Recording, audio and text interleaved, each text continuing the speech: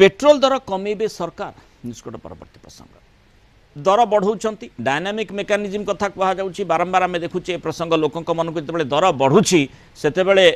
लोकों मन को आसूची जे पेट्रोल डीजेल दर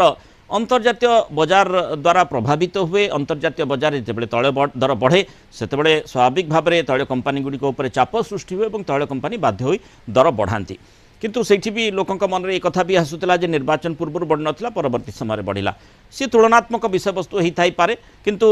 निर्वाचन परवर्ती समय हो वर्तमान समय अंततः जितेबाला अशोधित तैल दर अंतर्जातीय बजार बढ़ी बढ़ी चली तेणु जुक्ति ग्रहणयोग्य हो पारे देखि भली भाव में तेल दर उपरे माने तेल कंपानी गुड़िक चाप रोचे से तेल दर से बढ़ई चलित मासरे तृतीय थर जेहेतु तेल दर बढ़ी पेट्रोल लिटर पिछा 87 पैसा डीजेल लिटर पिछा 91 पैसा बढ़ी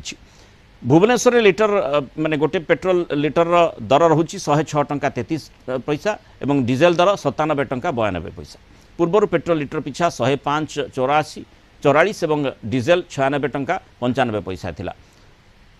पश्चिम एशिया जो भू राजनैतिक तिक्तता विश्व बजार अशोधित तैल